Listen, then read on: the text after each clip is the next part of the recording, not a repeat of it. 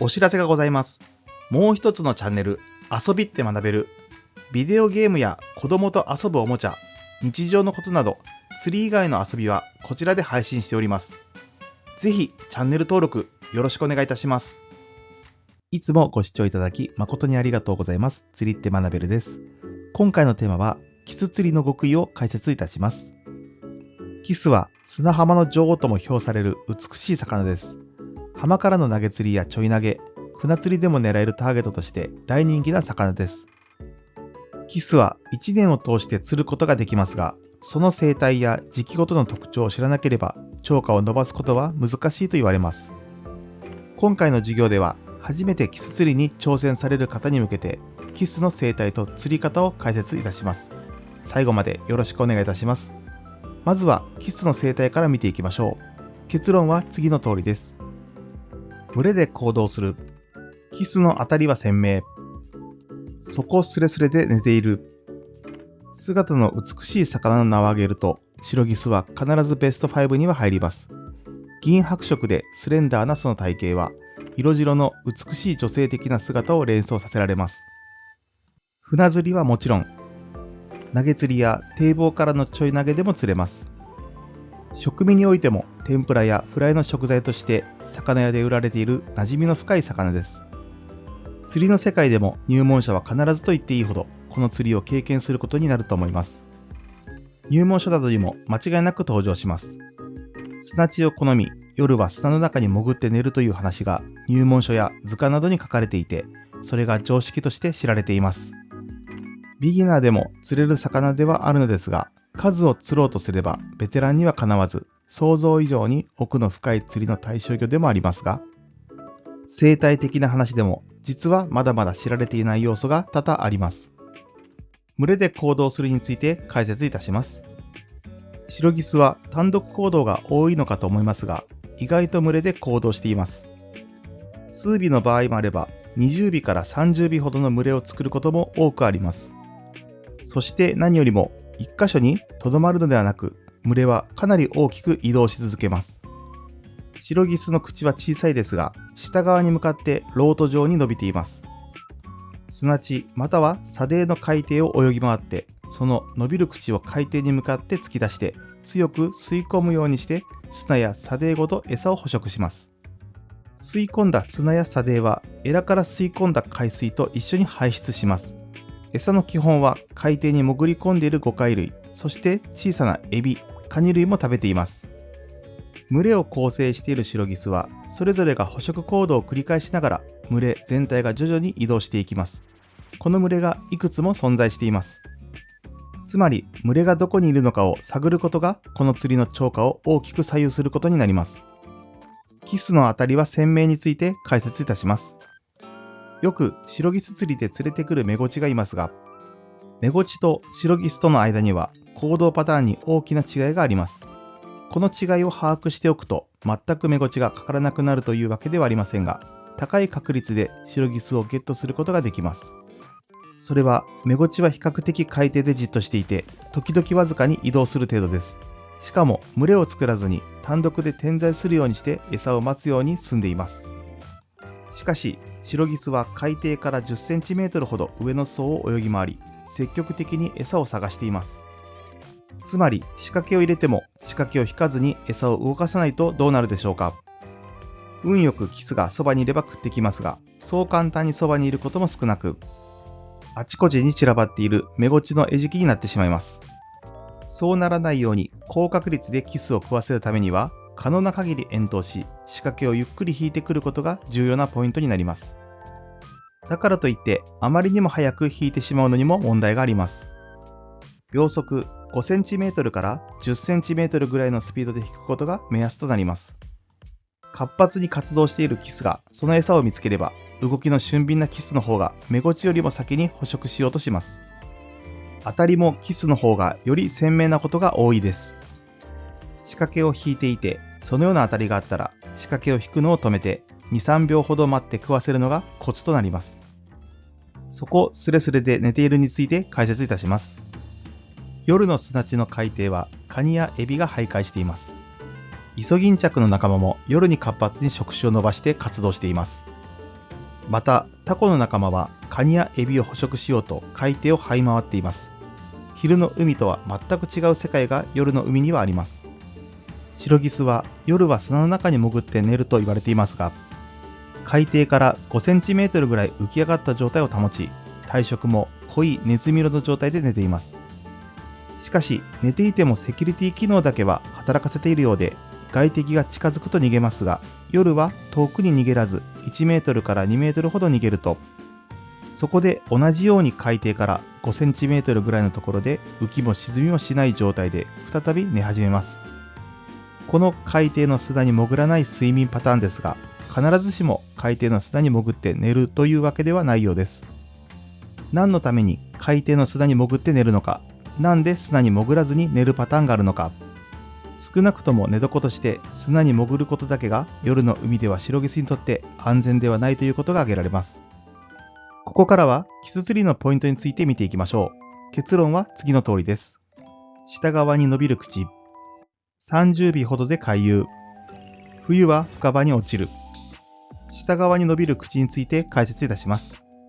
海釣りを始めたいという場合、入門魚としてポピュラーなのはアジ、そしてシロギスが挙げられます。ファミリーでも十分に楽しめて、どちらも堤防でも釣ることができ、ボートや船などでも狙えます。ハイシーズンであれば、坊主はよほどのことがない限りありません。基本通りにすれば、初心者でもつ抜けできることも多くあります。ちなみにつ抜けとは10尾を超えることを言います。1つ、2つと数える場合、つの文字がつきますが、10を超えるとつの文字がなくなることに由来しています。おまけに釣った魚を料理する場合、どちらも簡単に美味しくいただけます。地球上の生き物は、その生き物の生態に即した体の構造になっています。例えば、極端な例を挙げると、木の高い部分の葉っぱを食べるために、キリンは首が長くなるという体上の進化を遂げました。地面に生える草や低い木の葉っぱは、他にもそれを食べる動物が多く、キリンは競争のほとんどない高い木の葉を食べることで餌の確保の道を選んだのです。そのような見方をすると、魚の世界もうまく餌が勝ち合わないような生態に分化しています。小魚をスピードで上回って捕食するために、カツオは抵抗となる鱗を脱ぎ捨て、瞬発力の出る赤い色の筋肉を持っています。じっと海底に潜んで目の前に餌が泳いでくるのを待つヒラメは、体色も海底の色に似せられますし、噛みついて一撃で仕留めるための鋭い歯を持っています。30尾ほどで回遊について解説いたします。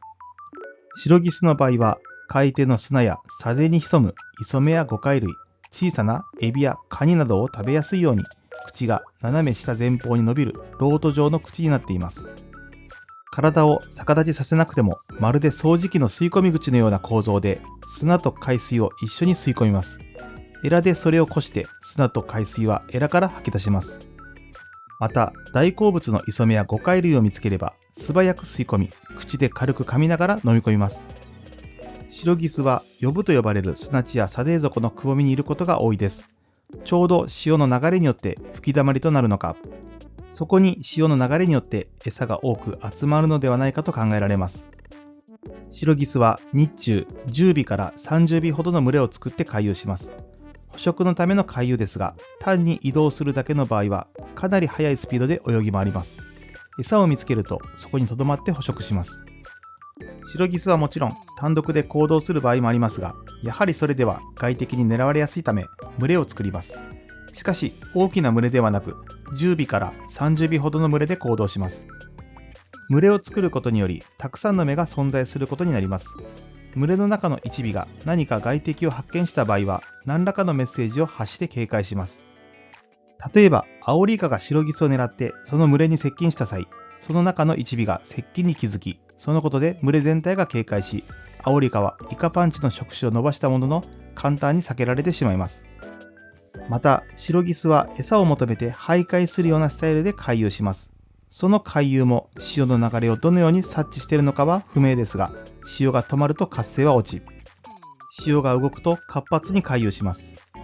特に砂地や砂泥の海底は砂紋といって、おそらく波によって作られる海岸線に対して平行となるような段々の模様があります。投げ釣りで仕掛けを引いてくるとガタンゴトンという感触やじわりと重くなる感じの後に軽くなるのはこの砂紋の影響です。その砂紋が作られる過程で月の表面のクレーターのような形をしたくぼ地がいくつもできます。そのようなところには餌が溜まりやすくなります。シロギスはそのような場所を好んで捕食します。冬は深場に落ちるについて解説いたします。夏から秋へと積極的に餌を食べたシロギスは水温変化が少なくエネルギーも温存するために冬場は水深50メートル以上深い場所へと移動します。深場に落ちたシロギスは活性が落ちて食いは極端に渋くなります。しかし深場を狙って釣れると量刑がほとんどになります。ビギナーとベテランとでは釣果も1対100ぐらいの大差がつく釣りであり、経験と勘に加え敏感な穂先を持つ専用ロッドなど道具にもそれなりに投資が必要になります。引きの強いキスということであれば、沖縄にはホシギスとモトギスというキスがいて、どちらもシロギスによく似ています。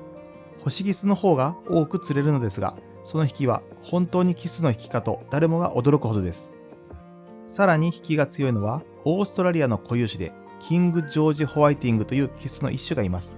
最大で1メートルにもなるようです。世界にはまだまだ知らない魚がたくさんいます。続いて、キスの釣り方について具体的に見ていきましょう。結論は次の通りです。投げ釣り独自の持ち物。春先から梅雨までが旬。ゴールデンウィークから秋まで風狙い。それでは、この3つについて解説いたします。投げ釣り独自の持ち物について解説いたします。キス釣りを始めようと思われている方へ、まず、今回は少しでも釣果を伸ばす方法として紹介しますが、キス釣りは比較的簡単で手軽にできる釣りだと思ってほしいです。キスの投げ釣りは、置き竿、投げて待つスタイルの釣りと、引き釣り、投げて誘いながら巻いてくるスタイルの釣りに分かれます。そのため、次のような投げ釣り独自の道具が必要となります。投げ釣り専用の竿とリール、力糸、天秤重り、仕掛け、餌箱と石子、三脚、サンドポール、フィンガープロテクター、それぞれについてもう少し詳しく見ていきましょう。投げ釣り専用の竿とリール、ラインについては、置き竿ではナイロンライン、引き釣りでは PE を推奨します。力糸とは、投げ釣り、特に遠投で使用される補強用のラインのことを言います。力糸は、細い道糸と重りの間でクッションとして働き、道糸が切れるのを防ぐ役割があります。天秤重りは、置き竿では誘導天秤、引き釣りでは固定天秤がおすすめです。仕掛けはキスの習性に合わせて考えられた複数の針がついた投げ釣り用仕掛けのことです。餌箱と石子は餌と石灰が分けられるセパレートタイプの餌箱。餌のヌルヌルを防止して餌をつけやすくするための石灰です。三脚とサンドポールは鳩場や砂浜で竿を固定するものです。フィンガープロテクターはキャスティングの際に指先を保護します。春先から梅雨までが旬について解説いたします。春先から梅雨時期終盤まで置き竿による町の釣りは大型のキスが期待できます。特に夜釣りは効果的です。タックルは20号から30号の投げ竿とドラグ付きの投げ釣り専用リール、または磯かご釣り用でも可能です。飛距離はあまり必要なく食い込みの良さが要求されることが多いので、硬く高反発な引き釣り用の竿よりも柔らかめの竿が有利です。道糸は初めてされる方は伸びのあるナイロンラインが有利です。ナイロンは3号から4号、PE なら 0.8 号から 1.5 号がおすすめです。PE ラインの場合、食い込みを良くするためにドラグを緩めて待ち、当たりがあればきっちり締めて合わせて巻くのが基本ですが、ナイロンラインの場合はドラグは締めっぱなし、またはドラグなしの投げ釣り用リールで済むことも多いです。力糸はナイロン製の道糸と同じ号数か、少し太め3、4号から12号のテーパーの15メートルのものを使います。天秤と重りは誘導式天秤に15号から25号の重りがおすすめです。比較的オールマイティに使えることが多く、重い重りの場合、着水音で驚かせてしまうため、軽めの重りを使います。仕掛けについては、針はよく見る流線形9号から12号の2本から3本針で OK です。餌は砂利目、青磯目、本虫、チロリなど 5cm くらいに切って小さめなら1匹丸ごと使います。なるべくソフトに投げて時々5メートルくらい巻いて誘うのも有効です。ゴールデンウィークから秋まで数狙いについて解説いたします。ゴールデンウィーク前後から秋までの引き釣りは主に数狙いになります。竿は置き竿よりも高番手な竿が基本で、バットからベリーの反発力とコシのあるもの、できれば波継ぎを使用。リールはドラグなしの投げ釣り専用リール、ドラグありのリールならフルロックしてください。道糸は感度のいい P ライン 0.8 号から 1.2 号をめどに25メートル色分けの投げ釣り専用200メートル必須です。力糸は飛距離重視なら P でもいいですが、魚の張りがかり重視なら置き竿用と同じくナイロン製をお勧めします。天秤は固定式 L 型、重りの号数は竿の号数より1番手軽めが扱いやすいです。仕掛けは市販の引き釣り専用のもので十分です。針の数は最初は3本から4本くらいが扱いやすいと思います。餌は砂利目、青磯目、チロリなど 2cm から 3cm に切って使い、たらしは不要です。投げて底についたら糸ふけを巻き取って竿を立てて待ち、リールを2秒から4秒、ハンドル1回転くらいのスピードで引いてきます。巻きスピードはいろいろ試してください。目ゴチやフグが食ってきたらもっと早く巻きます。当たりがあったら最初の1秒食い込ませるために数秒程度ゆっくり気味に巻き、魚が乗っているのが手元で感じられれば、また元のスピードで巻きながら追い食いを狙い、数匹かかったかなと思ったら巻きスピードを上げて仕掛けを回収します。まとめです。春先から梅雨時期終盤までの置き竿による町の釣りはこのような仕掛けです。なるべくソフトに投げて時々5メートルくらい巻いて誘っていきます。ゴールデンウィーク前後から秋までの引き釣りは主に数狙いの釣りでこのような仕掛けです。竿を立てて待ち、リールを2秒から4秒、ハンドル1回転くらいの一定スピードで引き、当たりがあったら最初の1秒食い込ませて2匹目の追い食いを狙います。今回の授業は以上となります。最後までご視聴ありがとうございました。高評価やチャンネル登録をしていただけるととても嬉しいです。また次回の動画でお会いしましょう。